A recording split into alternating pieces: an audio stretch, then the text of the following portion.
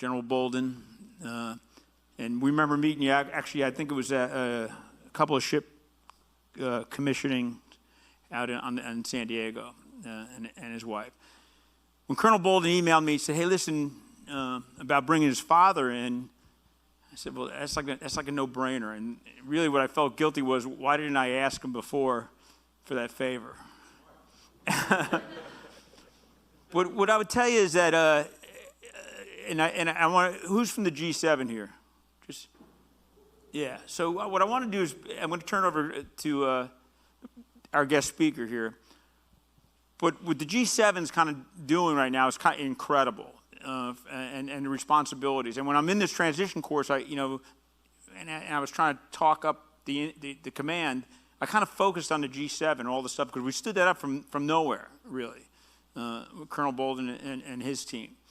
And that's why I think it's really appropriate to have General Bolden here today. If you look at his career, it's pretty incredible. And I always love looking at somebody's career and going back and kind of, date, time group. He went to the Naval Academy in 1964. 64. Now, everybody's, I know, all right, most of you weren't born. But in 64, think about what time period that was, I was very young. And he graduated in 1968, Naval Academy. In 68, I remember, I'm from Jersey, and I remember not far from me in Asbury Park, we were having race riots going on. And it was a pretty rough time in the country. And, by the way, he's from South Carolina. So he came from South Carolina to the Naval Academy in 1964 and graduates and goes as a naval aviator. You can just fill in all the stuff in your imagination, the challenges, I think, and I don't want to put any words in your mouth, sir, but the challenges he faced both in society and probably in the military at the time. But not only did he do well, he became director of NASA. And if you look at his billets that he had, 14 or 16 years at NASA, sir. And you can see even me, for a layman, kind of looking at the billets, and being an astronaut, and obviously with the space shuttle program and everything else, is like, wow, an astronaut. I mean, you don't have to be, and a Marine, and the commanding general of 3rd Ma, and the commanding general forward during Desert Thunder when Saddam Hussein started getting frisky in the no-fly zones. And then I think General Zinni put a contingency forward in Kuwait, and we had built up somebody to build up the military force there to put him back in the box and threaten Saddam to get back in the box. And he was commanding general of 1 MEF forward for that. He was also deputy commander of U.S. Forces Japan. So we know what that job entails and the relationships in that job, how important that relationship was back then, and to this day, that ally is critically important in the Pacific. So as a Marine, a pretty distinguished career, by any measurement, and then was appointed, nominated by President Obama to be director and confirmed by the Senate of NASA. So I would say we got a pretty good guest to speak to us. Now I'm going to pivot to one thing. Then we have Colonel Bolden. We know where he gets his brains from, right? Because he's a smart guy. I'm not sure where he gets the rebellion from, but he's done a tremendous job in leading this. So he's about to end his career here or walk out, and so I think it's a perfect time to have the guest speaker we have and kind of give us some thoughts and way ahead and how we should be thinking as we go to the next level with this organization. So without any further ado, General Bolden.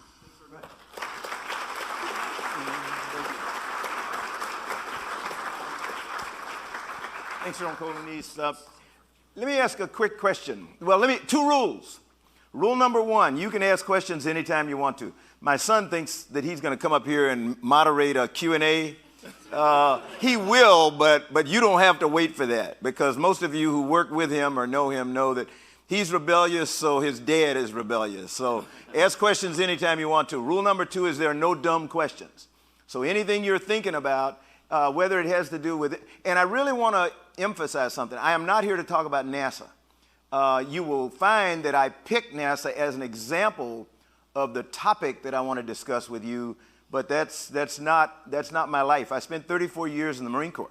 People ask me frequently, what is the most memorable thing that happened to you in your career?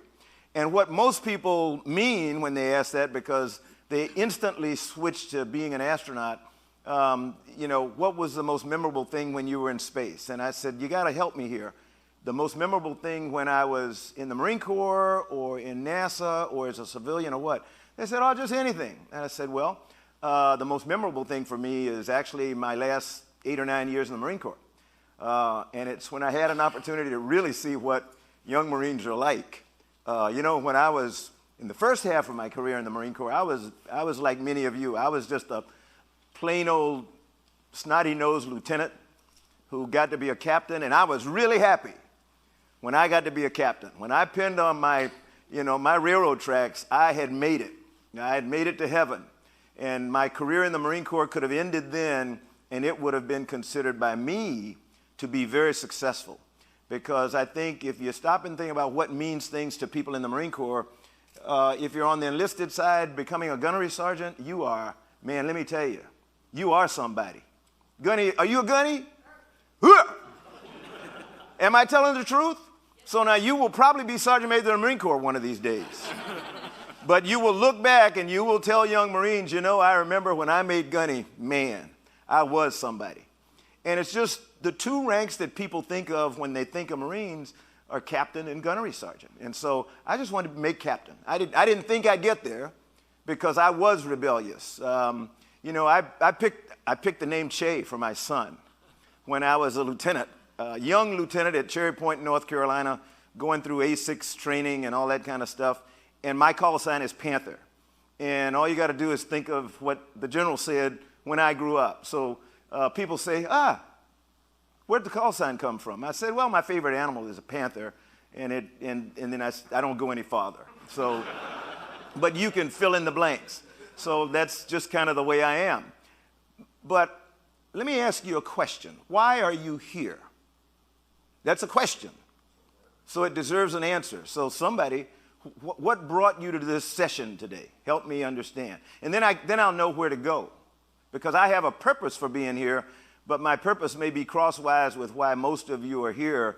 So what do you expect? Give me a 1 or 2 word expectation. You're smiling, and you're sitting. Is this guy related to you? He's my husband. Oh, okay. Can she answer this thing? Or then I'm going to ask him. Okay, what do you? Just use 2 words. I am actually Colonel Bolden's deputy. Oh. And I read about your accomplishments because my husband actually pointed them out. Oh, and okay. just wanted to come here. All right. So I know who you were. Okay. Who I used to be. Know who you are. All right. So I just wanted to learn something. All right. All right. Anybody here because you want to learn a little bit about my thoughts on change? Raise your hand if you are. How many of you want to change things? Seriously.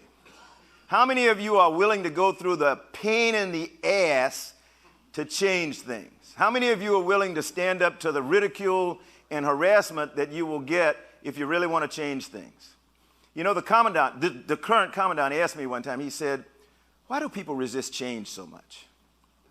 And I said, well, everybody's comfortable with the way they live and all that kind of stuff. So what I want to do is I do want to talk a little bit about change today. And what I want you to think about, I believe successful organizations are constantly seeking change. I think the real successful organizations in the world, they're not going through turmoil all the time, but they're always looking for ways sometimes to make really fine changes, but ways to tweak themselves so that they become a little bit better than they were yesterday. You don't have to do radical change, but if you want to do radical change, you got to take the first step, and sometimes that's small. But I have been through things in my career.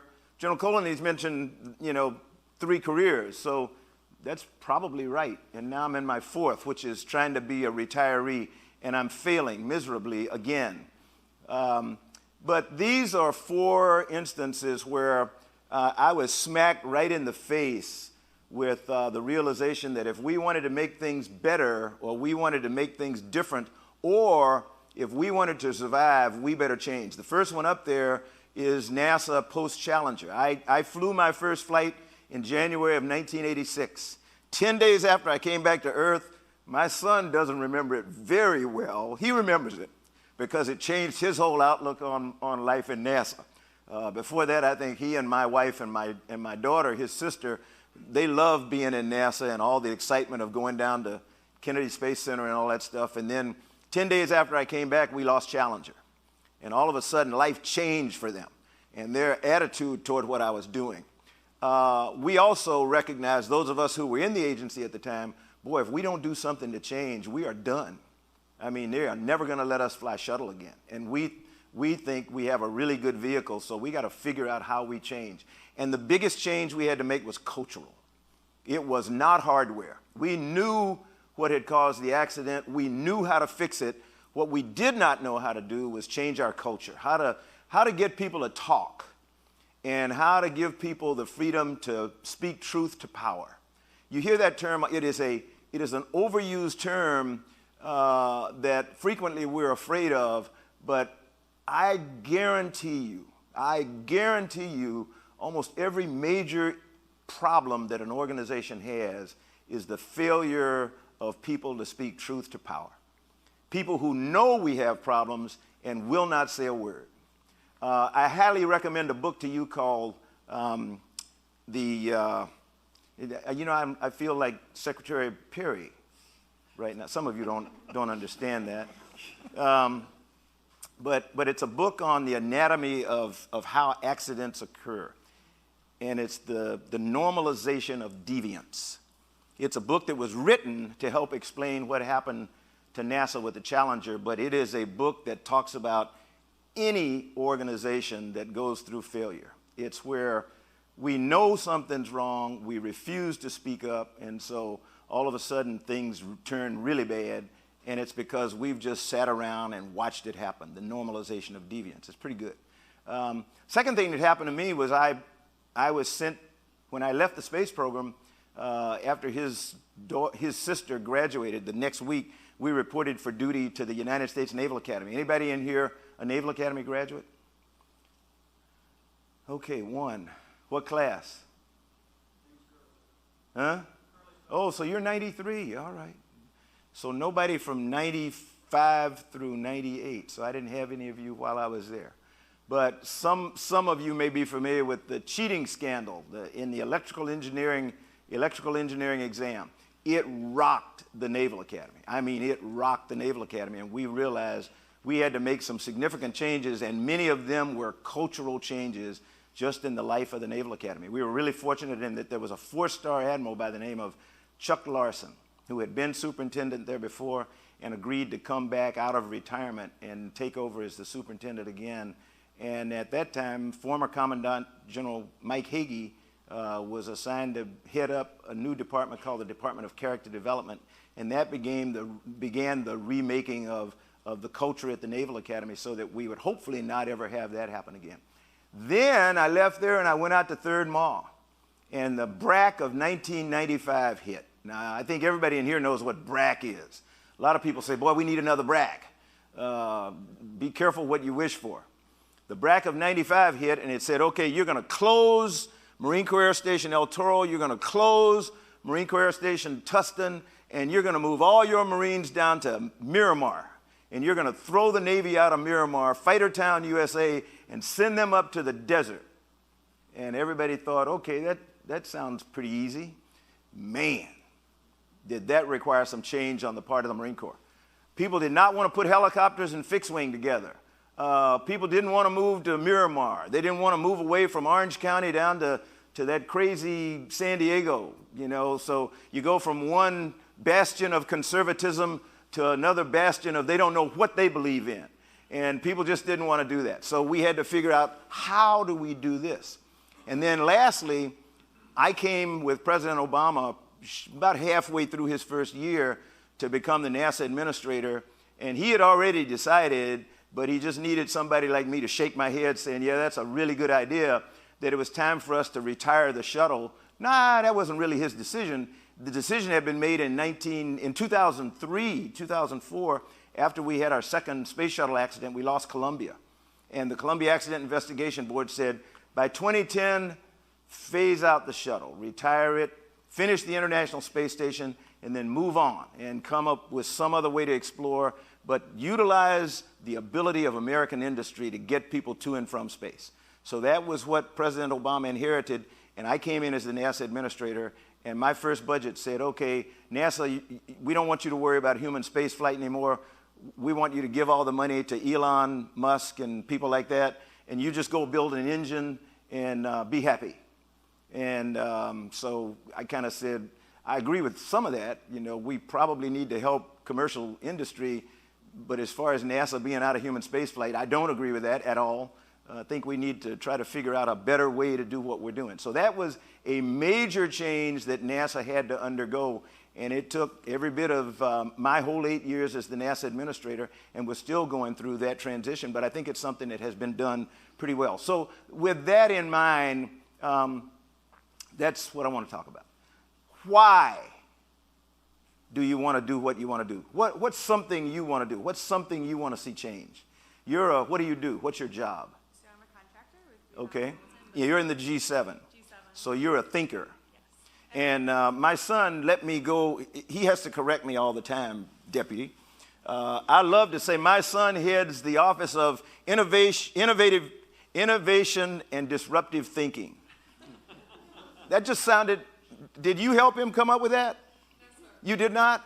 I think it's awesome, because I think that's what you all do. You may not know that, but that's what you're being asked to do. That's what the general asks you to do every day. You may not think it because he's a general, but he knows that you all have to be innovative, and you've got to be disruptive thinkers if you're going to help the Marine Corps get its shit together. I apologize for those of you looking in on TV, because there may be some little kids out there, but that's all right.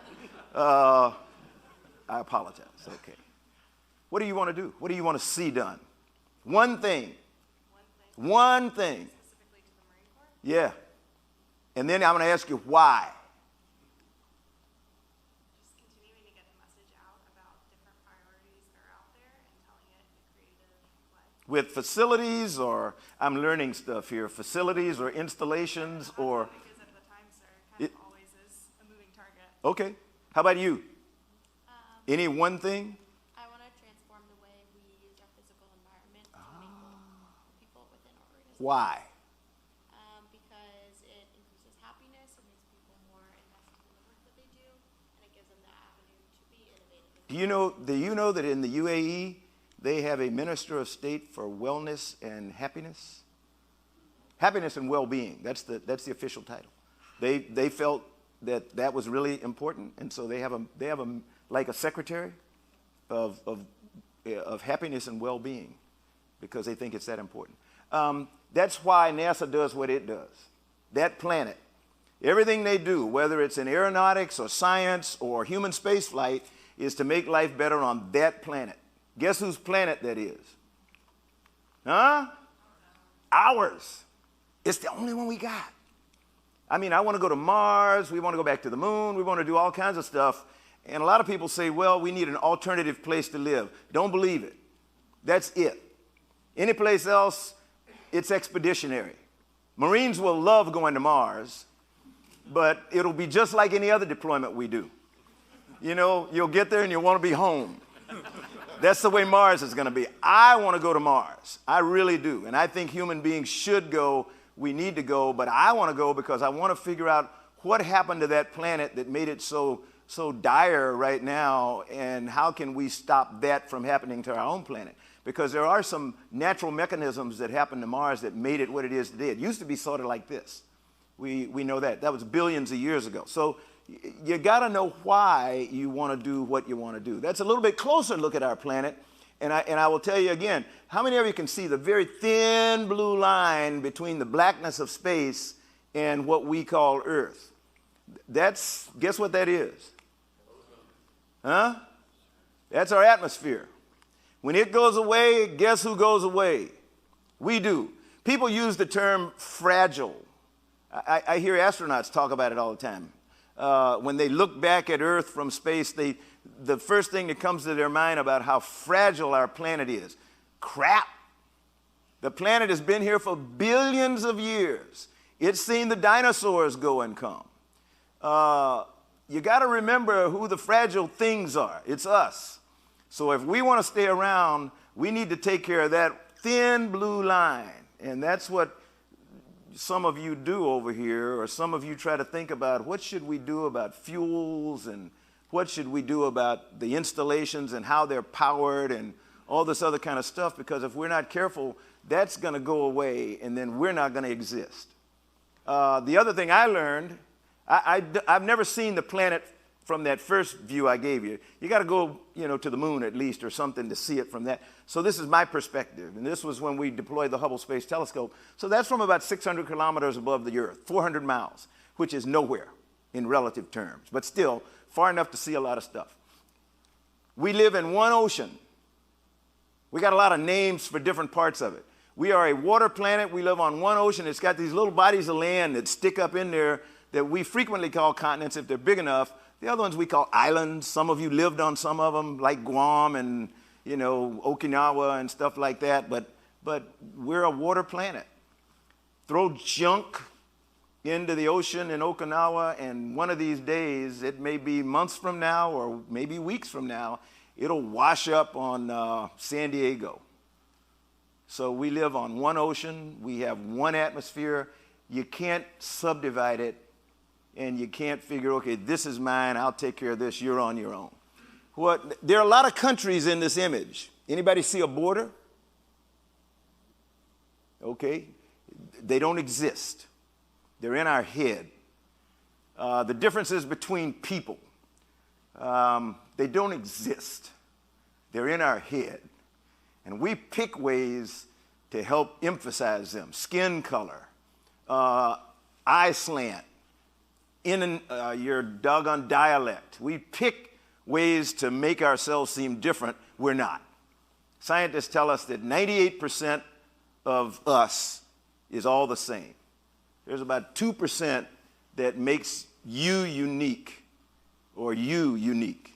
The rest of us, we're all the same.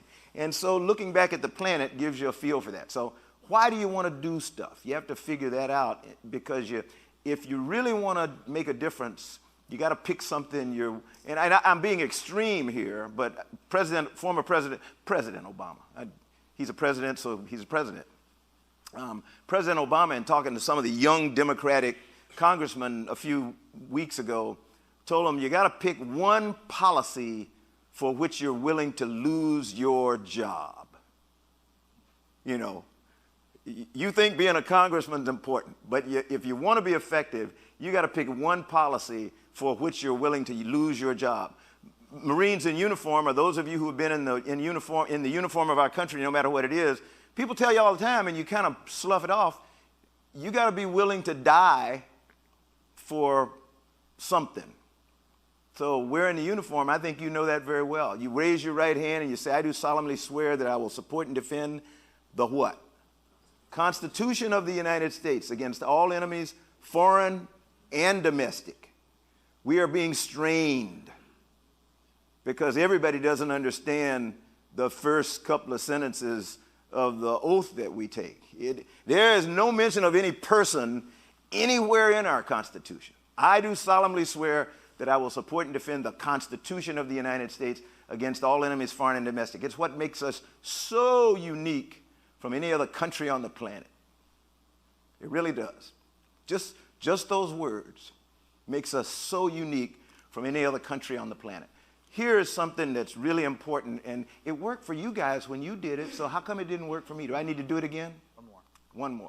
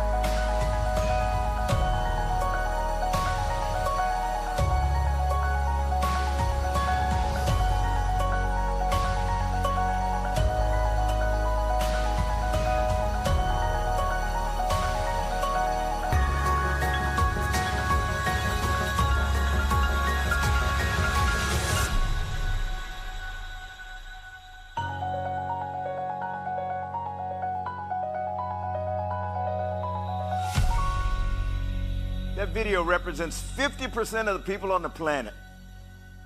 What makes us think we're going to make any difference in the world if we disregard 50% of the people on the planet? I mean, get real. How are we going to change things if we choose not to consider the opinions of 50% of the people on the planet?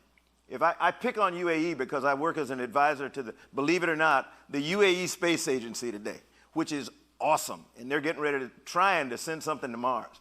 51% of the graduates from engineering curricula in the UAE are women.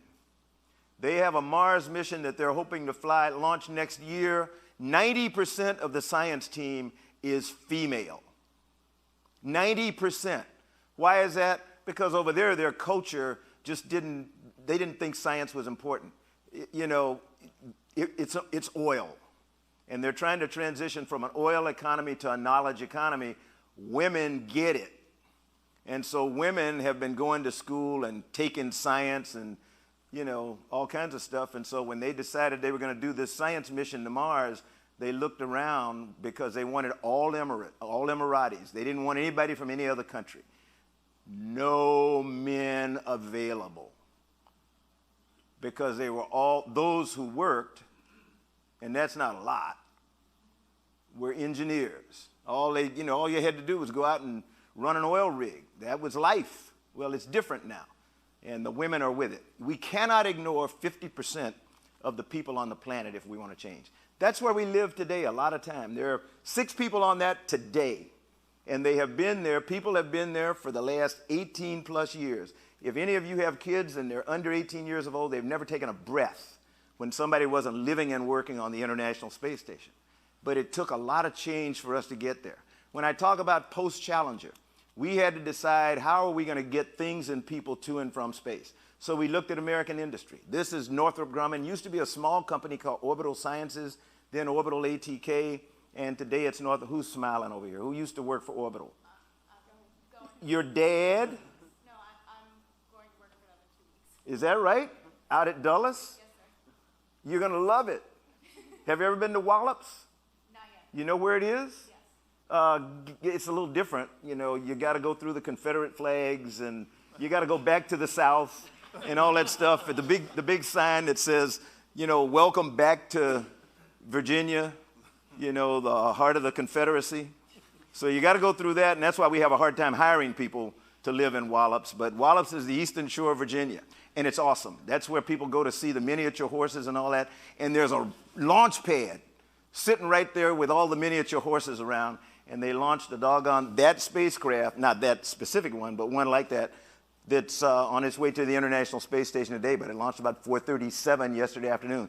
Completely revolutionized people's lives out there when we started launching stuff to the International Space Station from Wallops, Virginia. So you'll love it, by the way. This is revolutionized everything. SpaceX decided we have to change the paradigm. If we want to send people like to Mars and stuff like that, or send a lot of stuff to space, it's got to cost less. So they came up with a totally different way of doing business. And they have shaken up the launch industry for everybody. They have really driven the cost down. Now, we don't know whether it's legit or not because, they're a private company, so time will tell. But for right now, it's good. This is the old standby. That's the way we send all astronauts other than Chinese. Everybody that goes to space today goes on a Soyuz, a Russian spacecraft. American astronauts have to learn to read, speak, write fluently Russian, because they're a crew member on a Russian spacecraft, and that's the way they go and come back. Hopefully by the end of this year, we'll have 2 other ways to get there, and they will be American, and we'll be launching out of the Kennedy Space Center. The Japanese have a cargo vessel called HTV. This you will see in the next couple of years. It's built by a company called Sierra Nevada. It's a miniature shuttle. It's called the Dream Chaser, and the first variant is cargo, but hopefully in the next 5 years or so, they'll be able to carry crew. As a pilot, I love it because you get to come back to a runway like we used to do in the shuttle. And there's something about that. Being on a rocket ship that then turns into a glider and you come back and land it on a runway, it's nice to talk about in a bar. Won't get you a dime. This is Virgin Galactic. Unbelievable. These guys and girls have flown twice in the last couple of months with people to the edge of space. They actually do what we call suborbital space flight. They're going to be people flying in this, just normal people with a lot of money, but normal people before the year is out. So its whole purpose is to do space tourism and some science and everything. On your left is the SpaceX Crew Dragon. That's a picture of it just about to dock to the International Space Station a little bit more than a month ago. And then hopefully by the end of the year, the Boeing CST-100 Starliner on the right will duplicate that, and we'll have 2 American carriers that are able to carry our crews to space. These guys are formidable. I don't count them as competition or anything like most people want to. They're really good. These are the Chinese. That's their spacecraft that carries humans to space today called Shenzhou. They have another module that they're going to build more called Tiangong, and it's their version of a space station. And they're good. They're really good at what they do. And they, unlike us, they have a program that's pretty well laid out for the next 50 years, and it's funded because that's just the way they do stuff. And like I said, we should be working with them, and hopefully one of these days we will. But we need as many ways to get to space as we can. But that's a change. It's a radical change for us. DOD works with the Chinese all the time because we're smart. You know, most people in DOD have met or gone to school with or done something with their Chinese counterpart somewhere. Somebody said one time, you know, you should keep your friends close and your enemies even closer. That's good advice. We have no clue what they're doing if we're not working with them. And I would much rather know what they're doing than to be out here kind of guessing, because they're really good at what they do, to be quite honest. You don't need to see that. You don't need to see that, but you do need to see that. And then I'll bring Colonel Bolden up here and we can talk. How many of you saw the movie Hidden Figures? How many didn't see the movie Hidden Figures? Let me put it. You need to go see it. Okay? Why? Remember, I told you I was going to ask you why. Why do I say you need to go see it? It is not about black women who went to Langley Research Center, and especially, you know, Katherine Johnson, who was responsible for getting John Glenn safely to space and back. Yeah, that's a story in it. It's about us. It's about human resilience and people deciding that I want to do this and figuring out a way to do it. There were an equal number, if not more, white women who were human computers sitting down in another room because they wouldn't put them together, but they all had the same problem. They wanted to be engineers, and we said no. Women can't be engineers. So when you walked in the control room, all you saw was young white men with dark suits and a black tie and a white shirt and a pencil behind their ears. Because at the time, that's all we thought could be engineers. So the movie is about people who saw a need for change and had the courage to go out and do it. Whether it was to go to court to get a court order, to go take a class that would allow a young woman to become an engineer, or you name it.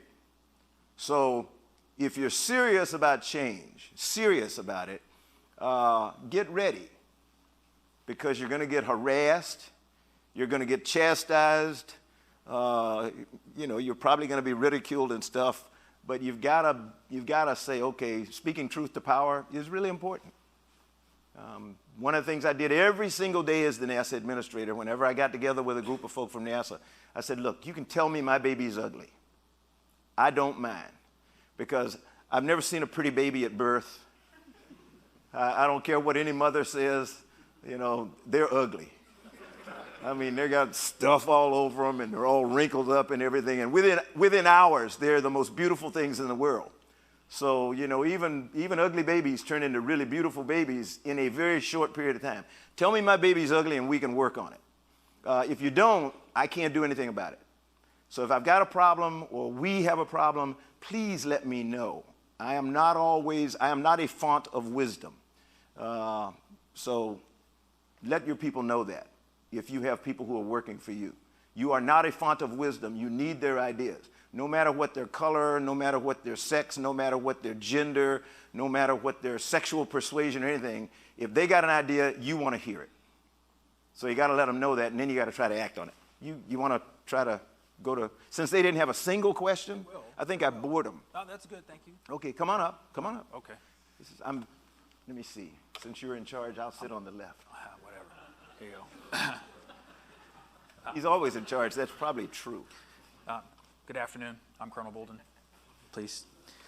I was going to start with a whole tank of questions, but as the team knows, I kind of go off script, and as you demonstrated, you go off script too. So you talked about accepting change when maybe you weren't ready to. So tell us about your Russian crew. Oh, my last flight on the space shuttle in 1994 was one that is memorable, as a matter of fact. And when I go away from talking about Marines, I say, you know, this is the thing. It's no experience during the flight. It is the whole experience of accepting the fact that I was going to train with and fly with a Russian cosmonaut, and then helping to get their families moved here from Moscow to Houston, Texas. Think about that. A Russian with their family coming from Moscow to Houston, Texas. Now, you all think you have to go through cultural changes. Think about being a Russian coming to Houston, Texas. I was here at NASA headquarters in Washington, D.C., and I was working as I was working for the administrator, and he came in one day, or his deputy came in and said, hey, we'd like for you to go back to Houston and fly one more time. And I went, that sounds good. I had left the Hubble Space Telescope, and my crew and I had left it up with a little work needing to be done to it. And we were thinking about flying a servicing mission. So I said, is there any chance that might be the Hubble servicing mission? He said, nope, already got a crew for that. I said, okay, what do you have in mind? He said, well, we want to fly a Russian. And I didn't even think. I just blurted out, forget it. I have no desire to fly with any damn Russian. I said, I'm a Marine. I trained all my life to kill them, and they trained all their lives to kill me. I don't have any desire. Go find somebody else. And I think he was startled, so he stepped back. He said, okay, I understand. But do me a favor. 2 of them are in town, and you've been invited to go to dinner tonight. Mutual friends. One of the guys named John David Bartow, who had flown on shuttle while I was in the office, said, just go to dinner and talk to him, and then let me know what you think tomorrow. And so I did. Went to dinner, and I met Sergei Konstantinovich Krikalev, who was a young Russian engineer, aerobatics pilot, not a military guy at all, but had been in space longer than any other person at that time because he had flown several flights on Mir. And then Vladimir Titov, who was eventually going to be his backup, whose first space flight ended before it even began, when he was ejected from his launch vehicle that caught fire on the launch pad in Kazakhstan, and he and his crew members went out over the steeps of Kazakhstan and landed in the snow and ice. And we started talking that night at dinner, and the conversation immediately turned to families and kids, because we all had them, and what kind of world we wanted for them, the why, and what we thought we could do to make it better. By the end of the night, I said, boy, this is pretty good. I think I can do this. And I went back in the next day. I said, okay, I'm in. I'll do it. So that's how I ended up teamed with some Russians, and then ended up going to space with one. And it is one of the most memorable experiences, one that I value the most. My son and his daughter and his sister, they got to meet their families and everything, because they lived in Houston for a couple of years while we trained to get ready to go fly, and then brought some medical teams over and some training teams, and to make sure that would be a good idea. And a result of it is the International Space Station today. So, yeah. And so I asked that question because there's changes we've been implementing here at MCICOM, and the Marine Corps is even going through some changes in that regard. And there's times where I think some people kind of look and go, why me? Why did you ask me to do that? And so I wanted to give that example for them. But I'll break it out, or I'll back out of it a little bit, since there's a lot of Marines in the room, and you've got a great history with them. What do you see the greatest barrier to change for the Marine Corps today? Boy, I didn't give these to you ahead of time, sorry. No, you know I don't like them ahead of time. I think one of the greatest barriers or challenges is our history and our ethos. You know, we are soldiers from the sea. And when was the last time we did an amphibious landing? So, you know, if everything we do is in preparation for an amphibious landing, are we missing something? Are we missing some opportunity to be relevant? I'm just asking the question. I'm here to ask questions as much as I am to answer them. I happened to be, just before I left 3rd Mall, we knew we were going to war. I retired in January of 2003, and I relinquished command of the 3rd Marine Aircraft Wing the summer prior, and then we went into Afghanistan shortly after 9/11. But then we knew we were going into Iraq pretty much by the time I got ready to retire, and we finally did go in the following spring. But as we were doing the war planning, you know, we were thinking about the march to Baghdad, and one of the things we were concerned with was how do we protect the flanks? And we just didn't have enough. There weren't enough Marines, there weren't enough Army people, and all that. And so somebody came up with the idea was, you know, we got a lot of helicopters, and we even have some drones.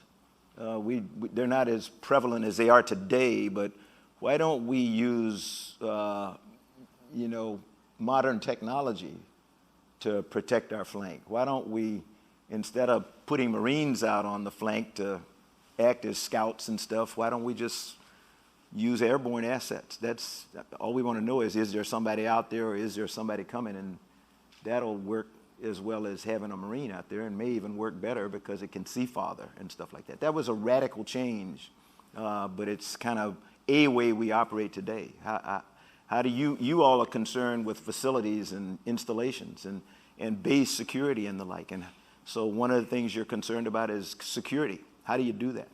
I know from talking to him that you spend a lot of time, some of you spend a lot of time out with Google and Amazon and people like that trying to figure out what technology is available to make you better able to protect our installations, meaning the buildings and the people and all the other assets connected to it. So I think we have a hard time in the Marine Corps, we have a hard time letting go of the way we have always done things and the way we have always operated, and particularly with reference to machines, you know, and stuff like that. So I think that's probably a hindrance. Yeah, so, you know, one of the reason I asked that question is any change like that with a large organization like the Marine Corps doesn't come strictly from within the Marine Corps. There's some influence from the outside that comes in as well. So it might be relevant for you to explain, as you took over as the administrator at NASA, yeah, there were some cultural changes that had to happen, but that also relied upon policymakers and lawmakers. How did you impact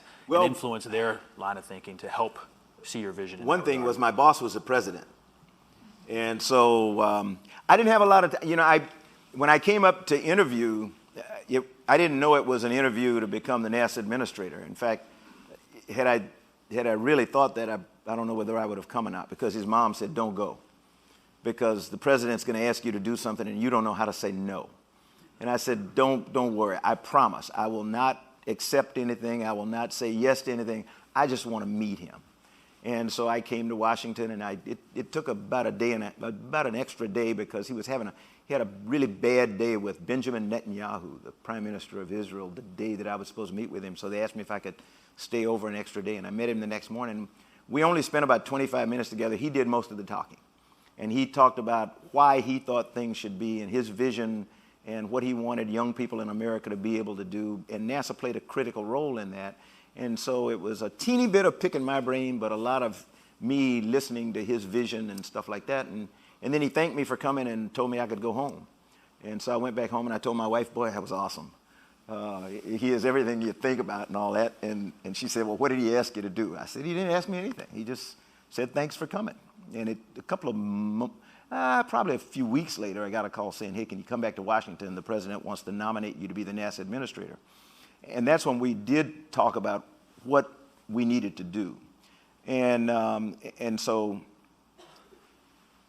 my job was then to go to the Hill, go to Congress, and go to people that were trying to influence the president on the direction for NASA and help them see the way that some of us who had, quote unquote, grown up in the organization felt that we could do many of the things they wanted us to do, but in a little bit different way, that NASA didn't have to completely abandon human spaceflight to be able to do the kinds of things that they wanted to do, and that we could facilitate the success of a commercial space industry or a commercial space community, but we didn't have to give them all the money and just tell NASA, go away. So you had this thing called old space and new space, and I hate the terms because there's only space. But the new space people felt that, you know, NASA's antiquated, get out of here, give all the money to the new people. So my big job was spending time trying to help people understand that there is no single answer. We can compromise and we can do stuff. One thing I forgot to mention, and I couldn't handle it earlier, but everybody's we're on TV. Yeah, so there's a mic. There's a microphone, so make sure the microphone gets there. Then You're going to say don't use foul language. Smile. I already messed that one up. Oh, he's asking me a question. No foul language. Sir, with what you're just speaking to in terms of making the changes, was the autonomy of the of NASA in terms of where it sits and resides with the far less bureaucracy or overhead that I would say that we operate under, that facilitated, I would think, your ability to get outside help? NASA has far less freedom than you think. That's really my. We are an independent agency of the federal government, and like I said, unlike almost every other agency in the government, my boss was the president, so that's the person that I reported to. Whereas, like the FAA, you know, they're in the Department of Transportation, and the Coast Guard's in, you know, Homeland Security. We're in DOD. I didn't have that kind of bureaucracy, but I still had the bureaucracy of OMB, the biggest bureaucracy, and DOD, I don't think has that, not the kind of problem that NASA does with organizations like OMB. Because we're an independent organization, then little things like that can really be burrs in your butt, much more so than DOD. So I would say, I would ask you, so for where we sit in terms of the rack and stack of an organization, how do you think we could be more nimble in communicating our message or influencing with where we want to go or what we want to change? I think we've got the tools to do it because we get together with the Navy frequently, all the time, as a matter of fact.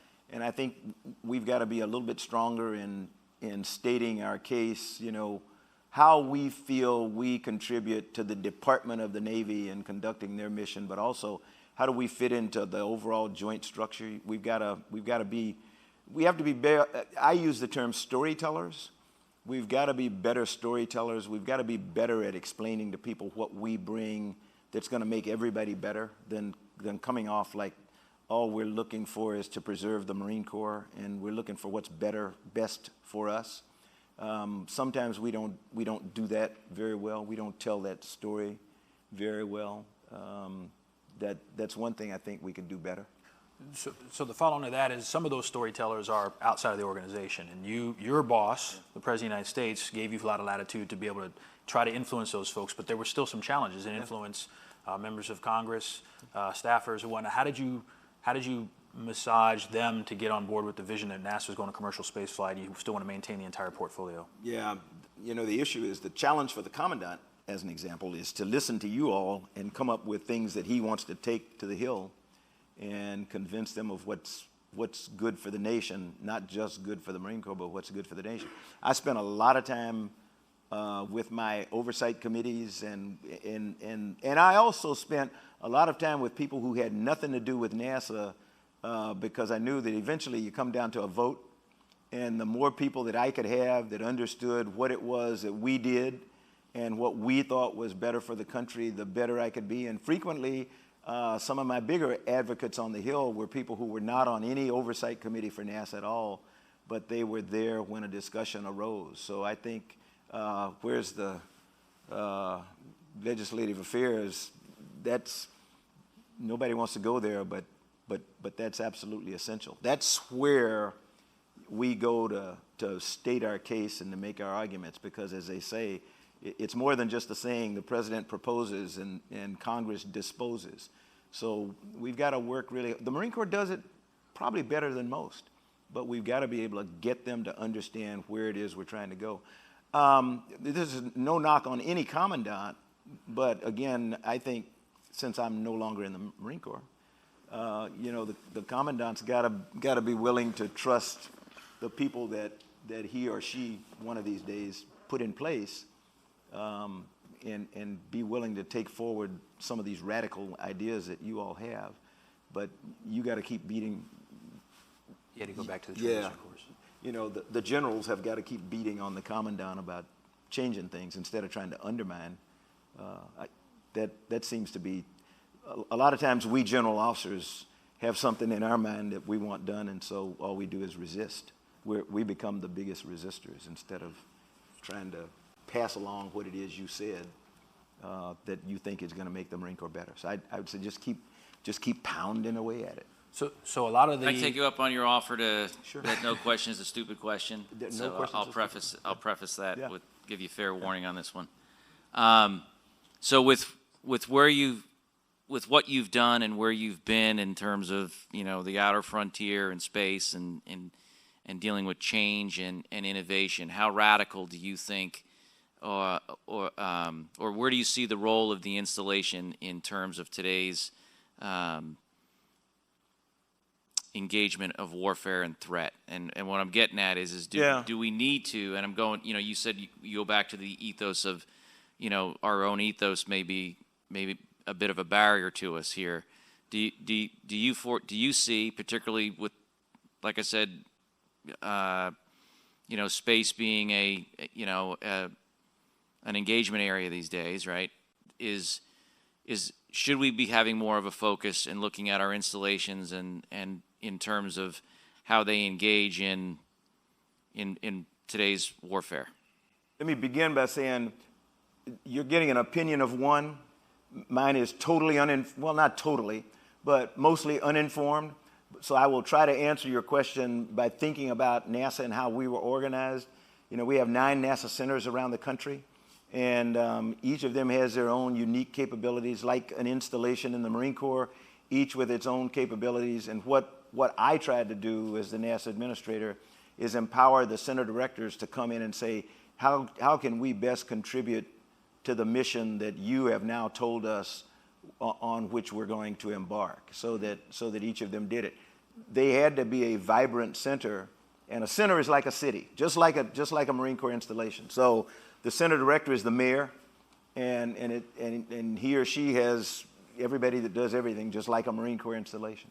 So I think the strength of the Marine Corps is in its installation, since that's where we train, we live, we do everything else, and I'm not sure that we, again, I've never been here at Headquarters Marine Corps. I've never been in the Pentagon.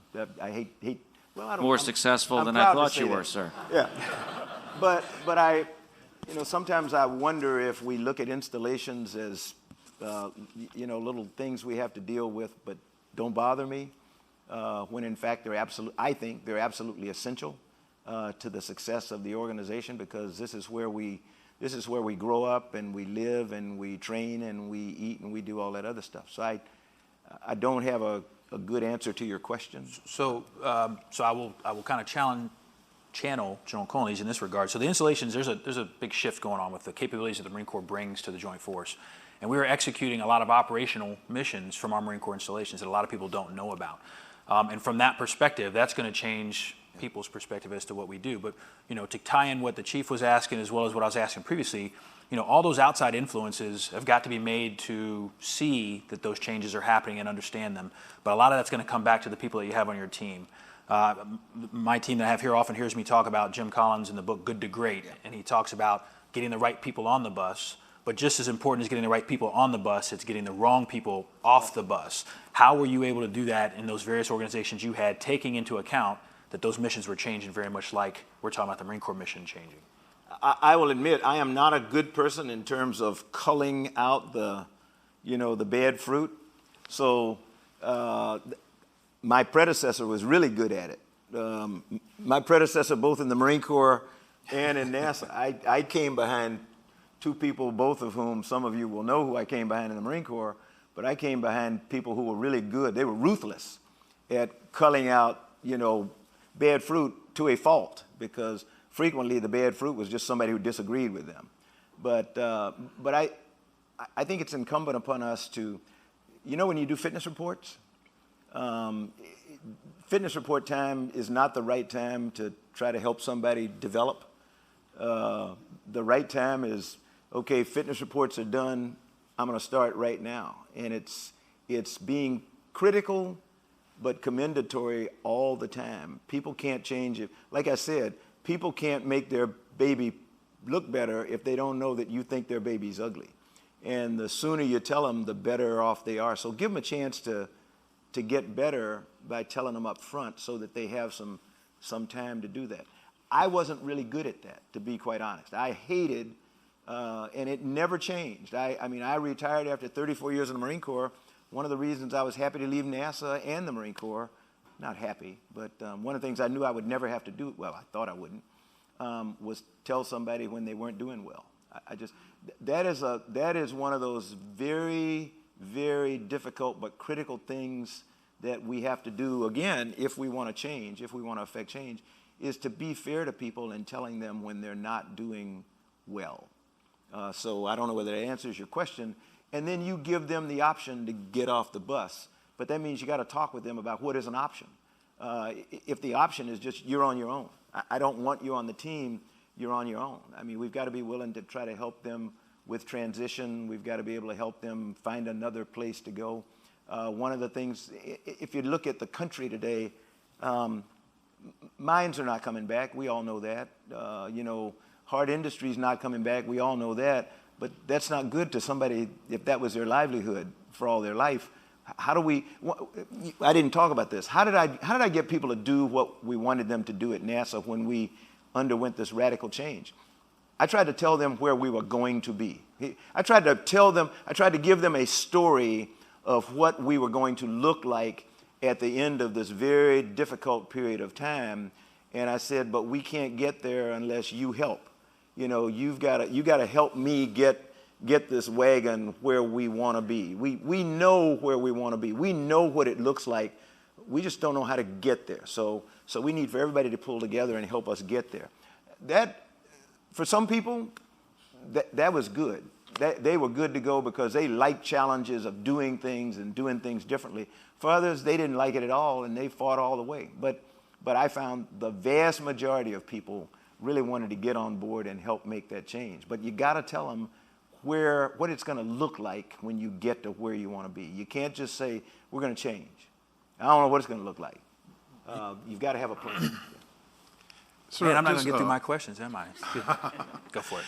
Sir, I get asked this question a lot or have conversations about this. I just went to a conference, I think, last year, and the concern or the discussion was on unconscious bias. Woo. So how do you deal with that when and as you ask more questions about it, they'll point out some tangible things around you that they'll say, well, if it's not that kind of bias, why do I only see X, Y, and Z? Why do I only see so many of this in command or whatever? But how did you deal with unconscious bias? Because I am a purveyor of unconscious bias, big time, like most of us are, I think. Some people will call it political correctness. I think that's a BS term, to be quite honest. I think people use the term political correctness when there's something they don't want to do or they know is wrong and they don't want to adjust to it, and so they say it's politically correct to do that, and we don't have to do that. One of the reasons we are where we are today is because people think that, okay, political correctness is out the window. Unconscious bias is it's me doing what I've always done with no regard to how someone else perceives what I'm doing. I'm a Joe Biden guy. People who have met me, because you're a big guy, okay, I will meet you and I'll go, hey, how you doing? I'll do that, and I've done that all my life. His mother, when they were growing up, she said, you can't do that. You know, you can't just walk up to somebody and hug them the first time you meet them. Well, I grew up in South Carolina. I mean, we're huggers and all that stuff. So now I had to tell, I said, look, I'm a hugger. So I introduced myself now. I said, I'm a hugger. And, but I will step back.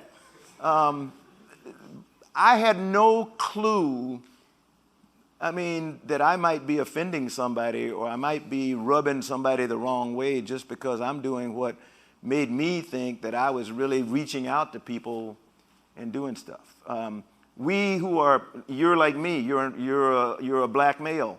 I can tell you all kinds of ways I want him to change so that I can have things better. I never think about what I can do to make life better for him. That is an unconscious bias, that I assume that the only person doing anything wrong in this room is him. That's about as bigoted and biased as I can be. That's hard. I mean, it's really, really difficult, and I think nobody can do that for us. We have to come to the realization and admit to ourselves. I doubt that there's anybody in this room who is not guilty of unconscious bias. And, you know, if you're trying to sit there and say, no, I'm not. I just know I'm not. Think about it. The big thing is stopping to think. Take a few extra seconds before we do something that is not being politically correct. I mean, death. Death is something really hard to deal with. I have a very good friend. I have not talked to him yet since he lost his son, because I don't know how. I don't know what to say, because I don't want to offend. You know, when you get around to talking to somebody about it, they said, hey, just say it. They just want to know that you still care for them. And you may get it wrong, but at least you've made the approach. We've got to be willing to talk to each other. And I go back again, if you're a senior, you've got to be able to tell your subordinate, look, I love you to death. You're not going to make it the way you're going right now. Can we sit down and come up with some things that we can do that will make you a better Marine or make you a better civilian Marine or whatever it is? I think that's the key. And that is not easy. I mean, like I said, I went through 34 years of the Marine Corps and then another 8 years as a NASA administrator, and I'm still lousy. And I know that. That doesn't make it any better, but at least I am conscious of it now, and I try to do things that will make me a better leader or a better mentor or a better friend to somebody. And a long answer to your short question, but I don't have a magic answer to it. So I only have one more question before. He's a great father, by the way. and I embarrass him when I say this. And I've told him this, and I think it's really important for me to tell. He is the father that I wish I was. He has 3 beautiful granddaughters that they gave me. Daughters, I'm not a daughters. That's right, my granddaughters. He will admit the middle one is, let me tell you, that's a challenge. She's me. She is him, and she is her grandmother, because his mother, my wife, is a middle girl, and she gets upset when we tell her, but when we look at his middle daughter, that is my wife, to a T. She terrorized her older and younger sisters, and that's the way his middle, don't tell Kira I said that. She's probably home right watching, now. That's true. But you know, but it's, he has a way of dealing with the kids that I never did with him and his sister. And, you know, something so simple as to give each of them a day periodically that's their day. I mean, it's only their day. I was always trying to figure out how to make sure that I did things equally with them by keeping them together. And so what one got, the other one got, and everything else. And they don't want that. I don't think they care. But give me some special time, And man, I'm okay. I'm really special. That had nothing to do with what No, it didn't. But it's a good segue to my last question, because I know besides the colonels in the front row, there's a lot of questions out there that we'll get to. But this is my last question. You kind of segued for it. One of the things you were talking about evaluating the workforce, and in our particular case, is not just fit reps. We have civilian evaluations and whatnot. Our workforce is in MCICOM is predominantly civilian, and we are doing we're in the process of changing the demographic of that workforce to account for more inclusion. And so this next question, my last question, is just because I know that you have a daughter that's absolutely amazing. True. Can you talk about what real inclusion means? Yeah. And how you get around? Mine is a simple definition of inclusion. And I always give the example because it's happened to me. Not on the receiving side, but I've seen it. When you sit in a room and there may be one or two, because this is frequently the case in technical organizations, there's one or two women around the table of leaders, and the person in charge goes around and they ask for a suggestion of what can we do to make ourselves better. And the first young lady gives a suggestion. I mean, it is knocked down, dead on, devastatingly, wow. And you're thinking to yourself, why didn't I think of that? But you keep going around the room and you say thank you. And then you get around and finally get to, frequently, and it's a male, and they give the exact same thing, but in their own way. And I just go berserk. Man, why didn't we think of that? I just gloat over the brilliance of that recommendation. That's absolutely ignoring the presence of the young woman, or the woman, young, old, doesn't make any difference, at the table. You're talking about diversity and inclusion, and you have eliminated that person from any consideration or any membership in the team at all. I'll give you another example of inclusion, and that's how many of you walk down the street and you see a panhandler? You kind of get tired of them in D.C., but I learned a long time ago, I don't give money to people frequently. I may stop if it just depends on my mood. I may offer to go get a cup of coffee or to get them a sandwich or something like that, but the one thing I always do is I take the time to say hello, to recognize their existence. And frequently, women in the workplace don't expect that we men are going to, accept their ideas immediately, but they do want to be recognized as being in the room and being a part of the team. And I could say the same thing for minorities, just at least acknowledge the fact that I'm here. I always found it interesting to go over to the White House, which I tried not to do very often. It was like I avoided Headquarters Marine Corps, and I avoided the Pentagon, and I tried to avoid the White House. And although I felt sort of overlooked my first year because I was never called over to the White House. And the word got back to the cabinet secretary, a guy named Chris Liu, who became a dear friend. And he called one day, he said, "Hey, I understand you're feeling like you're not loved." And I said, "Who said that?" They said, "Oh, don't worry. I'm getting the feeling that you're not feeling loved." And I said, "Well, kind of."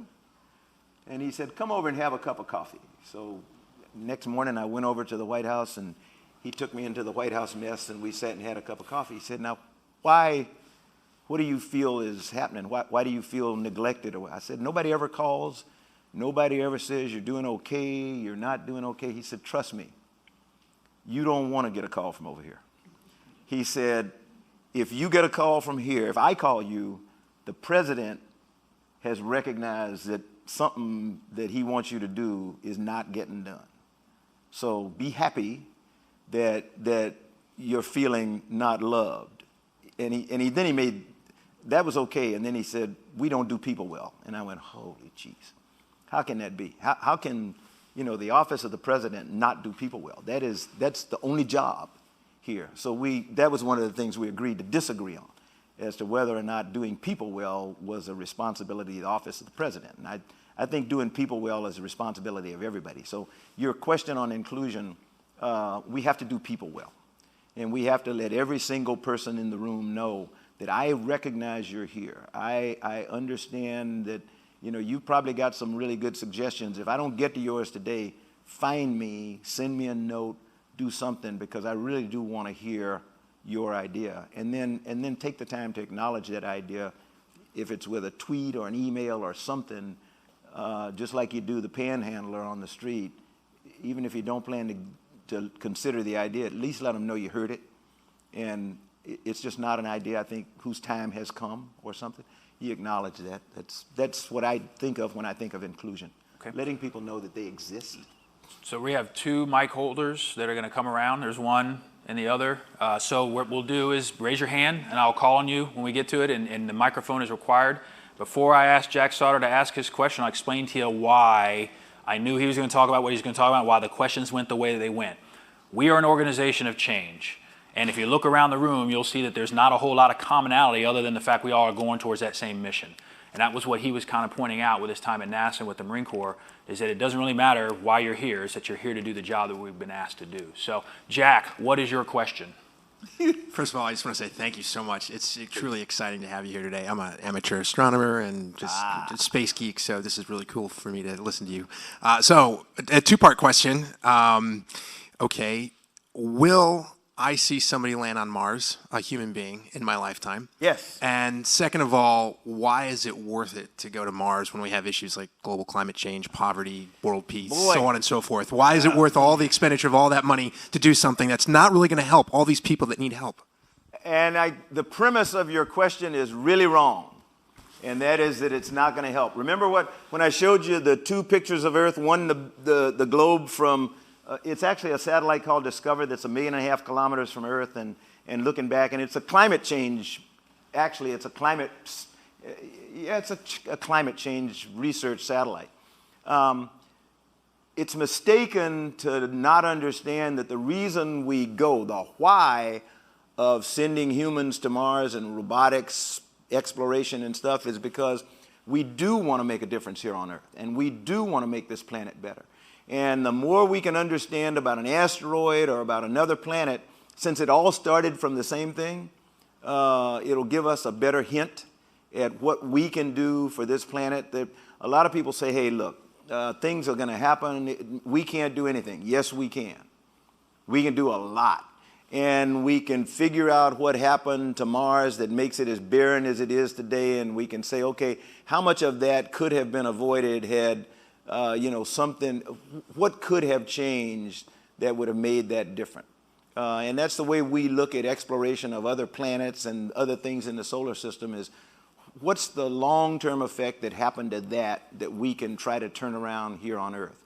So I contend that we spend all the money here on Earth for one thing. We don't spend a dime in space. So when people say, why do we waste all this money spending it in space?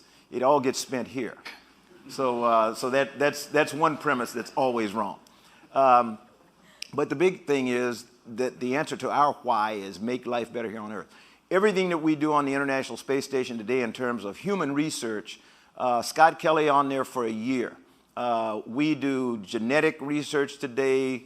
We're looking at trying to find ways to develop new drugs to combat diseases that are just prevalent here on Earth. And we even do a lot of research on what I call orphan drugs, diseases like sickle cell and other kinds of things that affect small parts of the population, and industry would never spend any money on it because there's just not a lot of profit there. And so they're not going to spend time. But a lot of the research going on the International Space Station today is being spent on things that industry today really would not spend the time and money on it because they don't see a profit in it. Looking at something like Duchenne's muscular dystrophy. Those are the types of research that are going on the International Space Station today. And the big reason why is because we take gravity out of the equation. And when you take gravity out of the equation, molecules and atoms and stuff align themselves in their natural order. You can capture it. You can grow a cell so that you can bring it back to Earth. Scientists can slice it and dice it and look at it under an electron microscope, figure out what that particular protein of some disease looks like, and how do we design something that can mirror it and make it mute, make it go away, if you will.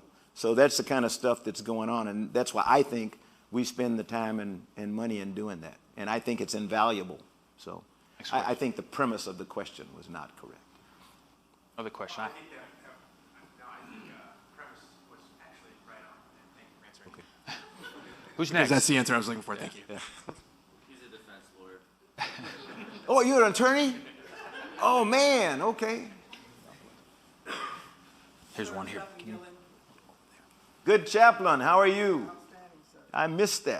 Testing. Sir, just in the era that you came up in and with your 3 different careers, we often talk about resilience and warriors being resilient. What enabled you to be resilient through the things that you went through, sir? My mother and father caused me to grow up and ignore stuff around me. So I will start out by saying that. I get asked a lot about what was it like to grow up in the segregated South and what was it like to be discriminated against and stuff. And you know, it's really hard for me to remember because I was so busy trying to go to the next thing that I thought was important in my life. I decided in the 7th grade that I wanted to go to the Naval Academy. And I knew that the chances of my getting an appointment to the Naval Academy from South Carolina was slim to none. And so I went through the motions of applying, from 7th grade on, to my 2 senators and my congressional representative.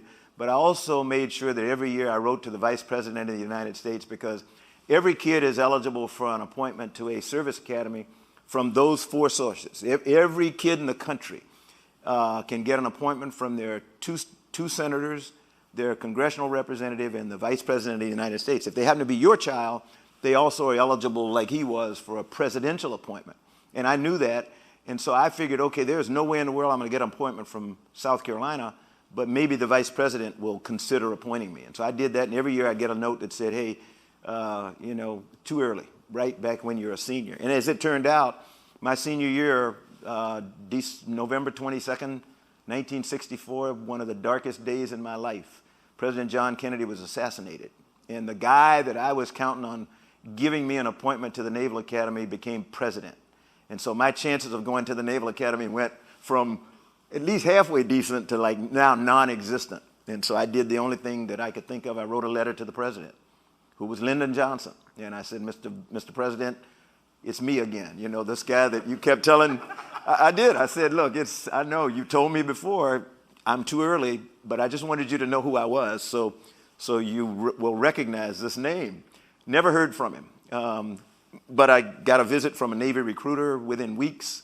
He sent a retired federal judge around the country, not just to my hometown, around the country looking for qualified young men of color, because there were no women at the time, that the president could help. They couldn't no go. women There at were women. the service academies. Yeah, there were women. That's true. And I ended up getting an appointment from Congressman William Dawson of Chicago, Illinois. That didn't, the fact that happened, I guess that's a big deal. But I never expected I was going to get an appointment from South Carolina. So some people would say, they went through all this stuff. I wasn't thinking about it at the time. I was thinking about tomorrow and my mom and dad kind of taught me to do that. My father was he was my high school football coach. We have a stadium in Columbia, South Carolina named for him. And, but what he wanted was to develop football players who were going to be good citizens. He used to have a saying, it's not the size of the dog in the fight, the size of the fight in the dog. And he won state championships with little teams, undersized teams. He also did stuff you weren't supposed to do. He was good friends with a lot of the white coaches, and so they made arrangements that on this given day, C.A. Johnson was going to get on the bus and go over to Brooklyn Casey, and we were going to scrimmage Brooklyn Casey High School. If we had been caught, who knows what would have happened? But he didn't care. He knew that he would make better young men if he exposed them to what life was really like when they got out of high school. So I don't think I was resilient. I was just trying to I was trying to live by the example my mom and dad had shown me when I was growing up. EP. Sir, first of all, thanks for being here today. GP Phillips, MCICOM G4. And an Omega. Yes, sir. In case some of you were wondering, most of you are trying to say, are probably going, what the hell is he talking about? He's my fraternity brother. Hey, sir, first of all, thanks again for being here. Main ingredients for your success is one of the first questions. What would you contribute to that to be? And then secondly, what is your calling, if you have a calling, sir? I have no idea what the main ingredient to my success is, other than the fact that I love people and I try to take care of them. And somebody told me a long, long time ago, when I got to the Naval Academy, my father told me around the table, take care of your people and they will take care of you. And so that's a rule that I live by. I have tried my entire life not to worry about me, but to take care. I'll tell you a story about him. When I went to the Naval Academy, after wanting to go there from 7th grade, I got there and I hated it. I mean, it was hard. People were mean. I had people come to my room and say, you are not going to graduate, and we'll make sure you don't. It didn't bother me, but I just didn't want to be there anymore. And I would call my mom and dad every weekend when I got a chance to go to the phone, and I would cry. I literally cried. And I said, I want to come home. I made a really bad mistake. And my whole first year, my dad, my high school football coach, would say, hang in there one more week. And so for 52 weeks, I hung in there one more week. When he got to the Naval Academy, against his father's advice, he hated it.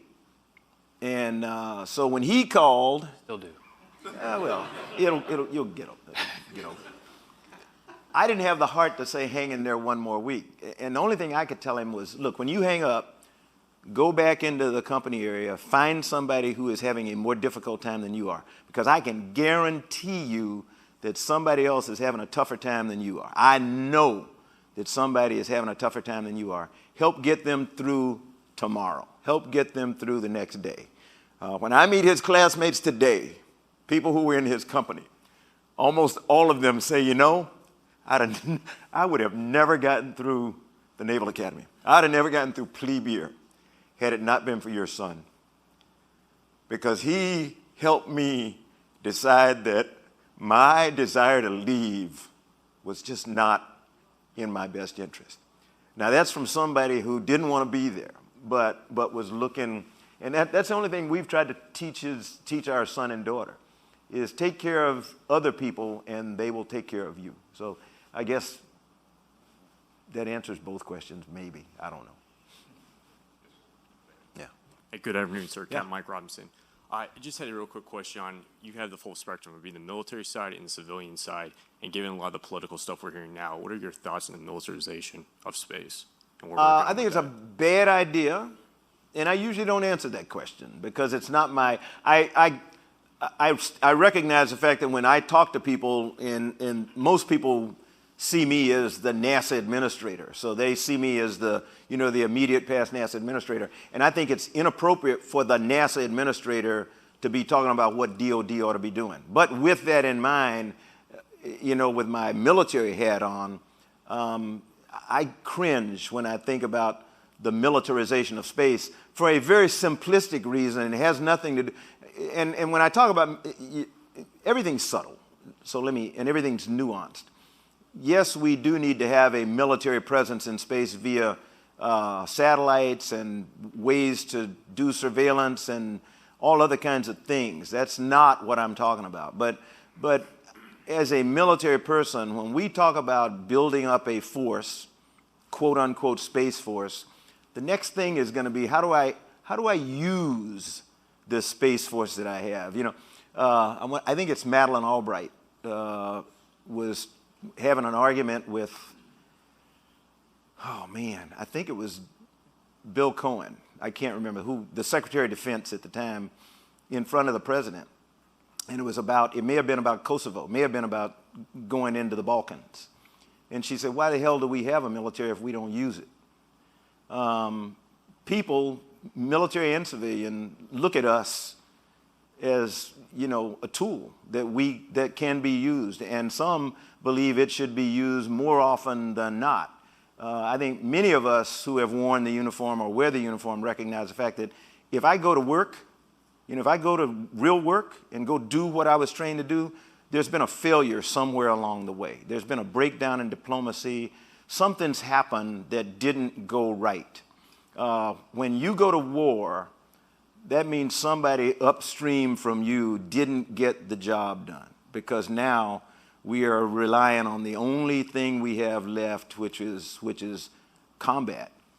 I get the hair on the back of my neck stands up when people talk about militarization of space, because we're already talking about weapons, and kinetic weapons would be the death of space, by the way, for people who want to use it.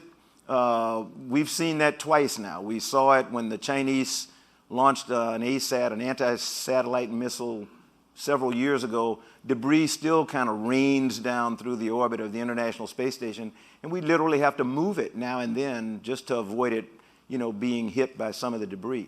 The Indians just did a dumb thing, in deciding that in order to flex their muscle, they wanted to make sure that everybody knew that they could do the same thing, and so they did.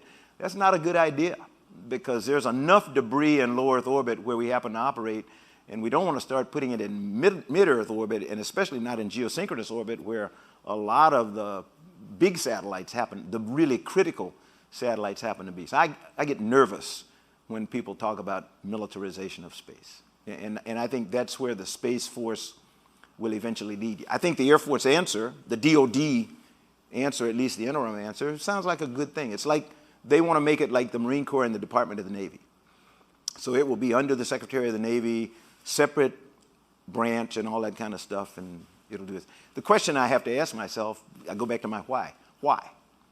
Why do we want a Space Force? What problem are we trying to solve that we can already take care of with the existing organization and the existing structure? And no one has been able to give me an answer to the, what problem we're trying to solve. Do we have time for one more question? Anybody? I have 5. See, he gets to ask me all weekend, though, when we're down in Blacksburg. No one. Oh! There's 3 more, okay. Yeah. Of course, when I say there's 1, there's 3. Hi. What was your best and or worst experience working with Russians, and did it change your perspective getting along with working as a team? I gather from your accent that were you born in Russian? Yes. In Russia? Where? Yeah, St. Petersburg. Oh, the place I want to go. Yes. I don't know if you when did you leave? What 90s, age? 1990s. Okay. Are you familiar with Sergei Krikalev? He is a son of St. Petersburg.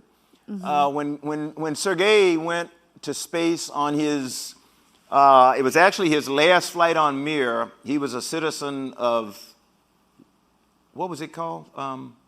Was it Leningrad? What was St. Petersburg? It was Russia, Great Russia. Under the Soviet Union. It was a different name. Yeah, Leningrad? Yeah, maybe? Leningrad. So he left as a citizen of Leningrad of the Soviet Union. When he came back to Earth 10 months later, he was a citizen of St. Petersburg. And the reason it took 10 months to end his 4-month flight was because when the wall fell, when the Soviet Union came apart, this isn't answering your question yet, but the Russians found that they didn't own the launch site because the launch site is in Kazakhstan. So Kazakhstan became its own independent nation, and the Soviets had to go and negotiate with the Kazakhs to be able to launch and land stuff in Kazakhstan. And so he ended up having to stay sometime in space. Bad things, worse things. I can't think of very many bad things. Or did I misunderstand the question? Communication-wise, Oh. working as a team, because you've been taught that they are animals when they're actually people. Like they taught us same opposite way. No, and then you end up seeing. I think the best thing about working with the Russians was, like I said about that first night with Sergei and Vladimir, was finding out that they were no different than I and things that they wanted for their families and their kids and the planet. The worst thing, I think, is, and it's somewhat exacerbated now, and it's the prevalence or the ability of the people to allow themselves to be dominated by an autocratic leader. And I think that's a choice. In the long term, it's a choice that the people can make. You know, I'm spending a lot of time now listening. I'm an audible book person, and so I ride a bicycle, and I can go through a lot of books in a week on a bicycle. But I'm listening to a lot of books that talk about history now, and you know, I didn't realize, I lived through Khrushchev. I did not realize the tectonic change that Khrushchev coming to power behind Stalin did to the Soviet Union, and the fact that it scared the living crap out of a lot of, I mean, hardliners in the Soviet Union, because, you know, he called Stalin a tyrant and he wanted to get rid of a lot of stuff. So I think today it's just very frustrating to me as an outsider that the people of Russia don't just rise up and take their government back, if you will, or whatever it is. Fair enough. Yeah. Yeah. You say that's it, or no, one more? We have two more. Okay. And that's it. All right. Okay, who's the social media? Where are the social media? There's one. Am I doing okay? You're doing great. All right. Okay. Any questions from the teleaudience? They don't have a way to ask. We don't have that option yet. Yeah, We're almost okay. there, not quite. All right. Sorry. Oh man. Hello. Yeah. Lieutenant Colonel Robinson, sir. Yeah. How are you today? Are you Gil's son? I am not, sir. Woo! Gil Robinson was my contemporary. Having your Biden moment. Colonel. Huh? I said you're having your Biden moment. You're okay. Oh, okay. My question is related to diversity, sir. It goes back kind of to what Colonel Whiteside was talking about unconscious bias. Yeah. And, I see the benefit of diversity being the fact that it allows us to point out our blind spots, as I like to call them, because it gives us a diversity of thought and perspectives. You know, a lot of people get wrapped up in the appearance. Oh, we got this race and that race. To me, that's not the benefit of it. The benefit is that it gives you those different perspectives and allows you to, you know, identify blind spots that you may not even realize. So based on how NASA looked, you know, 50 years ago, kind of what's the makeup now, you know, and what type of diversity initiatives do they have, or is it a diverse organization, and do you see it as moving in a good direction? Yeah, NASA's not as good as the Marine Corps in terms of diversity, but then, you know, we're good, but the problem is not lack of diversity. The problem is lack of inclusion, and it's something that we really focused on. For example, I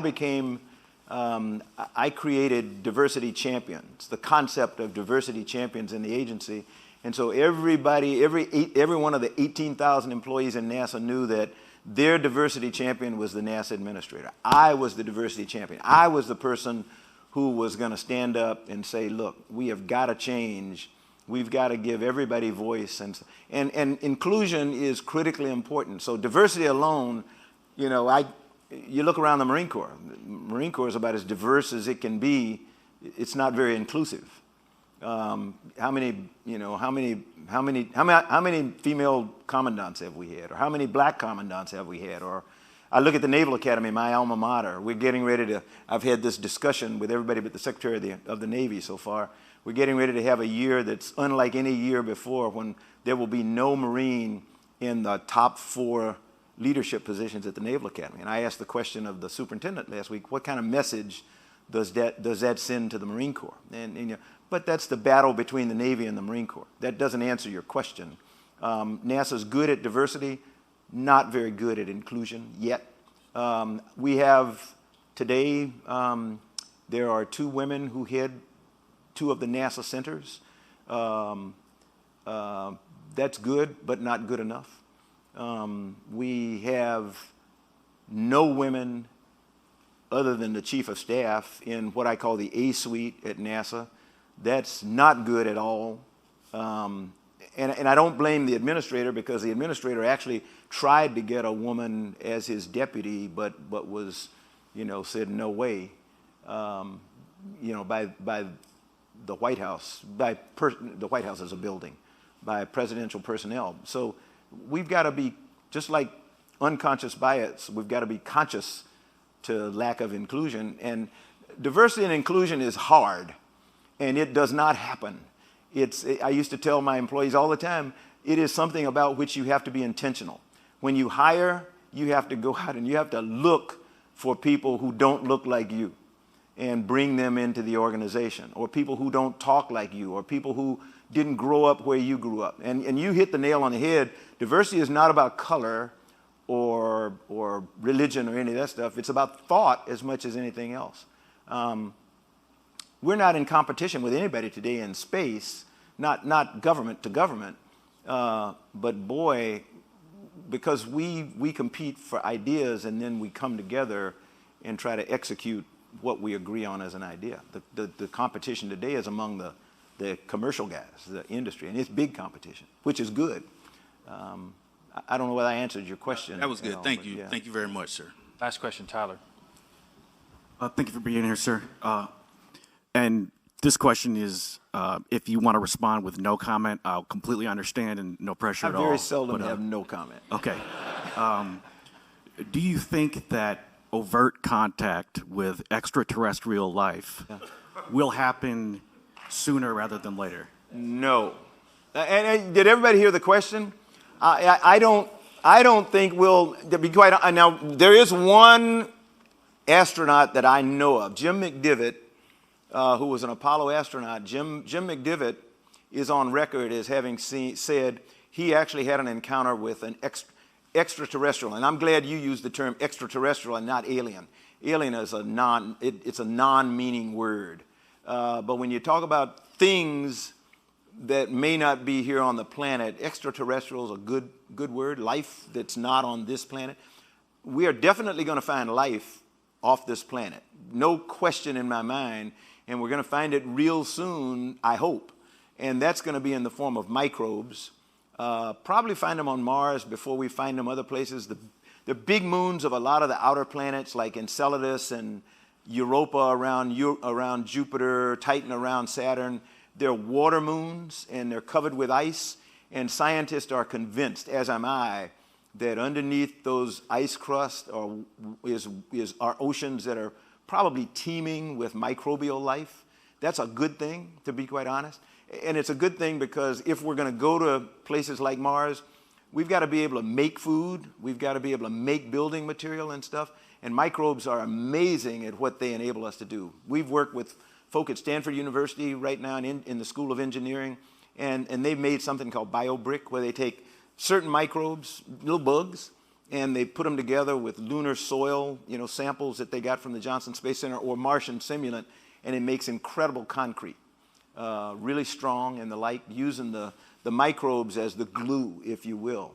Microbes make good food. One of these, as you work with them to do stuff, 3D printing is a big, additive manufacturing is a huge thing today. We actually have people studying printing, using microbes as the feedstock to print food. We're not there yet. But the direct answer to your question, no, I don't think in your and my lifetime we're going to have an overt encounter with an extraterrestrial. That does not say it won't happen. I don't see it. We don't have any evidence that kind of life form exists inside our solar system right now. But that means we just haven't seen them. But microbes, that's different. Yeah, they're all over the place, I think. You all, let me before he finishes up, let me thank you first for coming out. I know you had other things you could have been doing, and for your courtesy and everything. But what you do is really, really, really important. And what will be even more important is to find something for which you're willing to lose your job, and then go for it. Don't lose your job, but press it until you're right on the ragged edge. It'll be okay. You too shall survive until tomorrow. You'll just torque your boss off, but that's okay. So thanks very much. It's been great.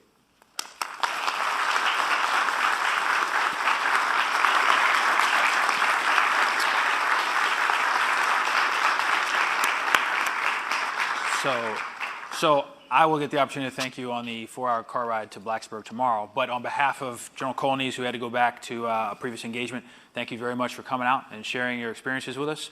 The one thing I would say, hopefully that he would say, is that, you know, for those who are not with MCICOM, excuse my obnoxiousness, but MCICOM is a place to be right now, because there are things that are happening in the installations world that are not happening anywhere else in the Marine Corps. And you all had the opportunity to, via the things we talked about today, to kind of push the envelope and get people to start thinking about what we do in a different context, because it's very important. Installations is where this fight starts and ends.